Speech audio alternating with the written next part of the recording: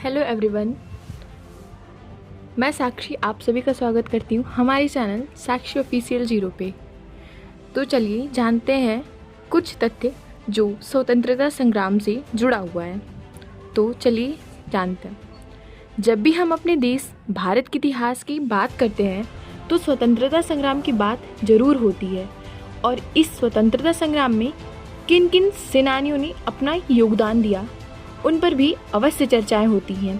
भारत की स्वतंत्रता संग्राम सेनानियों के बारे में यहाँ देखें, यहाँ सुने और समझें। इन्हीं स्वतंत्रता संग्राम में दो तरह के सेनानी हुआ करते थे। पहले जो अंग्रेजी द्वारा किए जाने वाले अत्याचारों का जवाब उन्हीं तरह खून खराबा करके देना चाहते थे। इनमें प्रमुख थे चंद्रशेखर आज़ाद, सरदार भगत सिंह।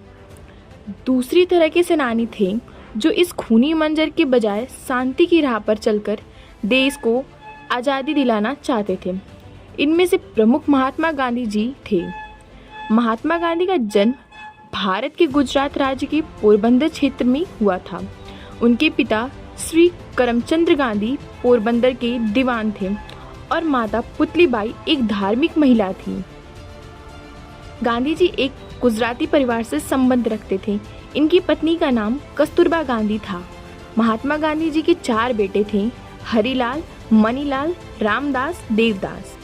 वैसे तो गांधी जी का संपूर्ण जीवन ही एक आंदोलन की तरह रहा, परंतु उनके द्वारा मुख्य रूप से 5 आंदोलन चलाए गए, जिनमें से 3 आंदोलन संपूर्ण राष्ट्र में चलाए गए।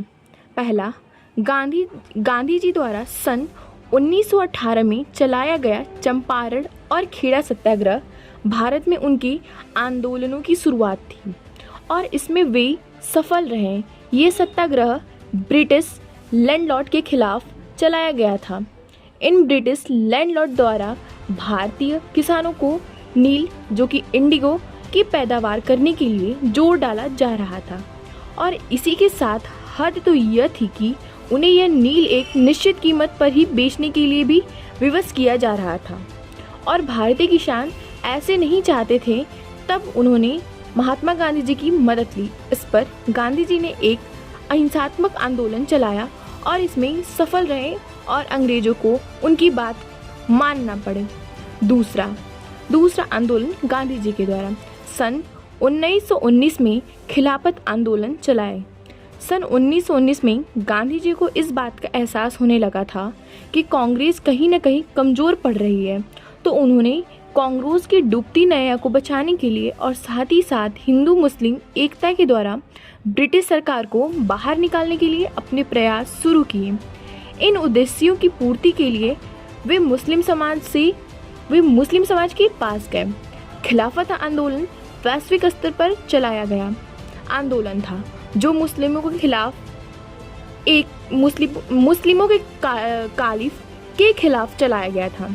महात्मा गांधी ने संपूर्ण राष्ट्र के मुस्लिमों को कॉन्फ्रेंस, जिसको ऑल इंडिया मुस्लिम कॉन्फ्रेंस रखी और ये स्वयं इस कॉन्फ्रेंस में प्रमुख व्यक्ति भी थे।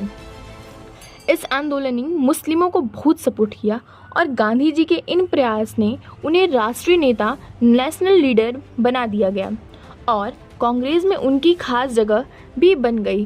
परंतु सन 1922 में खिलाफत आंदोलन बुरी तरह से बंद हो गया और इसके बाद गांधी जी अपने संपूर्ण जीवन हिंदू मुस्लिम एकता के लिए लड़ते रहे, परंतु हिंदू और मुस्लिमों के बीच दूरियां बढ़ती ही गईं। सन 1920 में असहयोग आंदोलन, नॉन कोऑपरेशन मूवमेंट चलाया गया। विभिन्न आंदोलन ने निपटने के लिए अंग्रेजों सरकार ने सन 1919 में रॉलेट एक्ट पारित किया। इसी दौरान गांधी जी द्वारा कुछ सभाएं भी आयोजित की गई और उन्हीं सभाओं की तरह ही अन्य स्थानों पर भी सभाओं का आयोजन किया गया। इसी प्रकार की एक सभा पंजाब में अमृतसर क्षेत्र के जलियांवाला बाग में बुलाई गई थी और वहां इस शांति सभा को अंग्रेजों ने जिन बेरहमी के साथ रौंदा था, उसके विरोध में गांधी जी ने सन 1920 में असहयोग आंदोलन प्रारंभ किया। इस असहयोग आंदोलन का अर्थ ये था कि भारतीयों द्वारा अंग्रेजी सरकार की किसी भी प्रकार की सहायता ना की जाए, परंतु इसमें किसी भी तरह का हिंसा नहीं हुआ। चौथा आंदोलन चौरी चौरा कांड।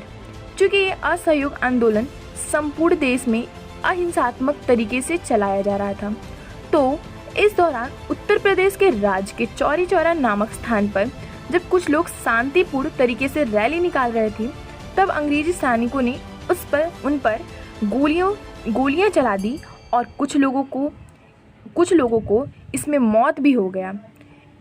तब इस गुस्से से भरी भीड़ ने पुलिस स्टेशन में आग लगा दी और वहां उपस्थित 22 सैनिकों की भी हत्या कर दी। तब गांधी जी का कहना था कि हमें संपूर्ण आंदोलन के दौरान किसी भी हिंसात्मक गतिविधि को नहीं रोकना था। शायद हम भी आज़ादी पाने के लायक नहीं हुए हैं। और इस हिंसात्मक गतिविधि के कारण उन्होंने आंदोलन वापस ले लिया। गांधी जी द्वारा चलाया गया यह नमक सत्याग्रह उन्हें अहिंसात्मक विरोध के सिद्धांत पर आधारित था।